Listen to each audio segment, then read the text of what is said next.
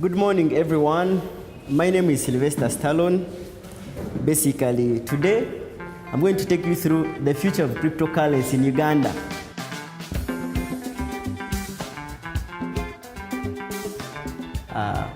I'm a trainer at Bitworld Center. I train people about the future of cryptocurrency in Uganda, what it is capable of doing, how we are migrating from money papers, and we are now going to digital money, which is owning money on their mobile phones and their computers and other gadgets. You know, people don't use banks, people don't use credit card, so it's cash everywhere, from retailers to buying anything to traveling. By that time, we had only Western Union, and that was through the banks. And then they discovered that the banks were expensive. So they started keeping money in their mattresses, they started keeping money in their houses. Fortunately, telecom companies, MTN and Airtel, came in Uganda. They started up something that was like a mobile wallet. Everyone was running to it, and these telecom companies were making a lot of money because to use that service, you had to pay a certain fee for sending, for receiving, if you want to deposit and withdraw. Right now, the state where we are in, we are really being faced with lots of challenges when it comes to transactions. The whole thing is very expensive and inconveniencing. People decided to look for other options, you know. But the good thing is that by the time this was happening, DALA had already started. Me personally, I've used DALA as an accountant, and I've been meeting and paying my utilities. It is a matter of having an app. You get the DALA currency, you pay your utilities without charges. As a student, I could pay for electricity. So when DALA came, it made it really easier for me. It doesn't involve a lot of paperwork, doesn't involve a lot of private information. So I was chosen to act as an ambassador for DALA, and what I do, I sensitize people what it does, what it is, because many don't know. Some whom have not heard about the app, but they still need to buy electricity, they still need to buy airtime. So I have a bag, it has an ambassador sticker. We are going to a digital era, and of which I know if we embrace cryptocurrencies, it's the trend to go. So people are really embracing. I go meet them, I explain to them what the app can do for them. Then when they embrace, we all benefit from the app. It is not convenient for some people who are in remote areas. Some people deep in villages don't access airtime centers. They don't access points where they pay bills from. I just saw movies and music on memory cards like that. And I've been using DALA for quite like 2 months. So I've been selling electricity, airtime, national water. Having DALA down in the villages helps them to access these services without incurring charges. Because sometimes they've been walking like a long distance from this place like to the other bank, and they take so long. But here using DALA, just use my phone, they move just few time, little time. Yeah, it's really helpful to me because I earn. I can put up my kiosk, buy my dollars, and sell to them that service of DALA. The more people buy DALA tokens, the more it gets known, and really people will embrace it. For now, I can send it to my sister. But if I have a friend in South Africa or Zimbabwe, I can do that. So my mom already taught about DALA, so in case I send her money, she knows how to use it. The best part of this is that they even pay you for making a transaction. It's a reward you get when you deposit money to buy or exchange for DALA. Since you purchase a thing, they give you a token. When you sign up, they give you a token. So it's good. Sending money and then they pay you for sending money. That is awesome. The community team of DALA has been giving tips. Its timeline has tips that help people learn how they should run their daily income. Starting from a daily basis to a weekly basis, then to a monthly basis, then to the annual basis. That token, I can save it and use it for other things. So that person will be able to have a plan or an idea for what he's saving for. Right now, I have lots of plans. I don't think I'll reveal them to you. Yeah, but I believe if I save more, I'm really going to start up some enterprising stuff. So with those savings, you can start up something very firm. or something very small. You own it on your phone, so you are the person controlling your money. You'll find that Walla is the only solution that will give you everything you want from every different network, from everything in one place.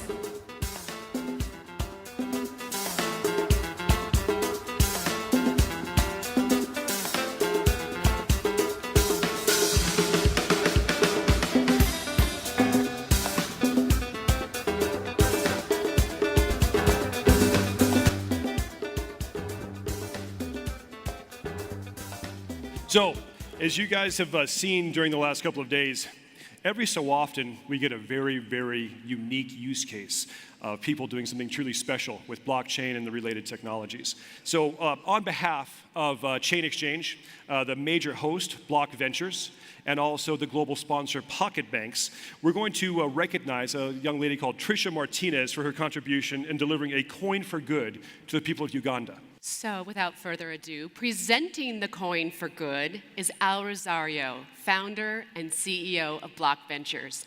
Come on out, Al. This man is amazing. Give it up for him a little louder, please. Absolutely. Come on, give him some Absolutely. love. Thank you. He's the reason we're all here. And accepting the award will be Tricia Martinez. Tricia, please come join us on stage. Thank you. Congrats. Thank you. Please. Thank you.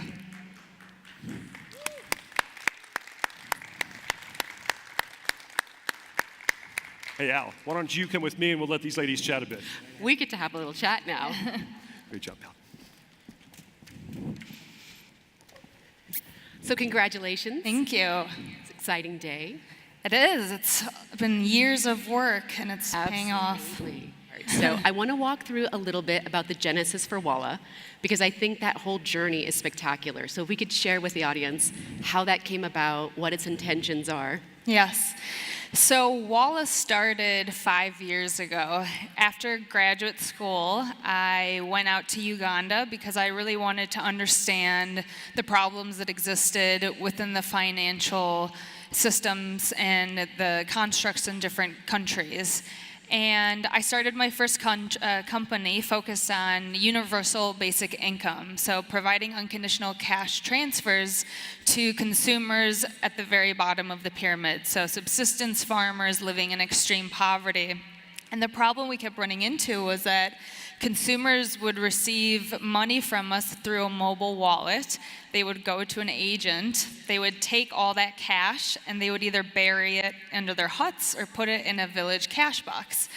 And so we obviously recognized there was a financial literacy problem, but as we ventured into the urban areas where there's a massive and quickly growing middle class, we discovered that consumers were deciding not to use banking. They were opting out of bank accounts and traditional financial services and choosing to put money under their mattress because it was cheaper and more efficient for them to do that. And that's what really inspired the concept for Walla, that the systems throughout the world, the financial systems, are broken. They've never been designed for the consumer. We've taken a traditional savings and loans model in the US and try to force it into Africa, into Asia, into Latin America, and it just doesn't work. And that's why we started Walla and decided to issue a crypto asset called DALA to actually bring this to life. So you went to one of the poorest continents, decided to just forego these fees, introduce them to a different type of financial literacy, and launched digital currencies in this country.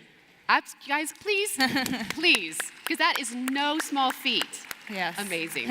So then the genesis of DALA. So people in the audience understand what that is, yes, how they work together, because they're sort of two parts to a whole. Yes.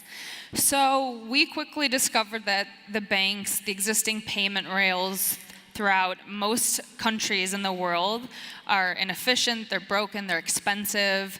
And the reason why consumers are not using the financial system is because there are so many fees associated with them. So whether it's a bank account, whether it's a mobile money account, consumers are paying fees that can range from 5 to 100% on every single action that they take. So they're disincentivized from wanting to participate.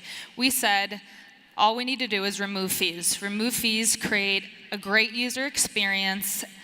By eliminating those barriers, we can actually create a solution design for these consumers around their behaviors. So we looked at Bitcoin years ago as a potential solution, but Bitcoin, we quickly discovered, was actually worse of a solution than in banking and mobile money, because even to this day with Lightning Network, Bitcoin is slow and expensive, especially for consumers who are spending less than $1 on every transaction. The gas fees are just too high for them. So we decided that it made the most sense to issue our own crypto asset and design an entirely new financial system based on these consumers and what they actually need in a network. Amazing. Can you share with us a little bit about sort of the early days in Uganda through today, some of your key learnings and some of your key takeaways from all of this? So my biggest takeaway is you have to be on the ground. There are so many crypto companies coming into the space trying to solve such big problems, but unless you are actually solving a true problem, you engage with these consumers on a daily basis and live in those problems, you will never be able to build something that will reach scale and adoption. We launched the DALA crypto asset in South Africa, Zimbabwe, and Uganda a few months ago. We've had over 100,000 users opening up wallets, transacting, using the cryptocurrency to pay for electricity, for their TV services, for utilities, taxes.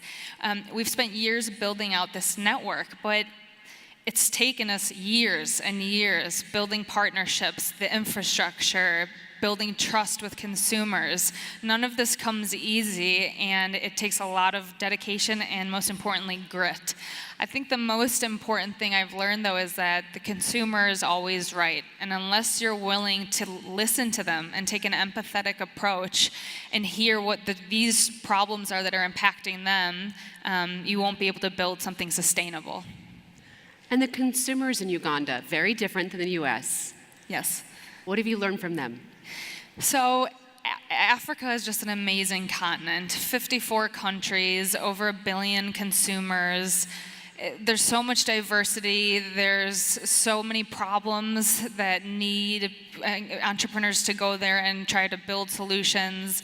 There's obviously a lot of corruption, but there's so much hope there that the continent is full of diverse entrepreneurial consumers. It's the youngest continent in the world.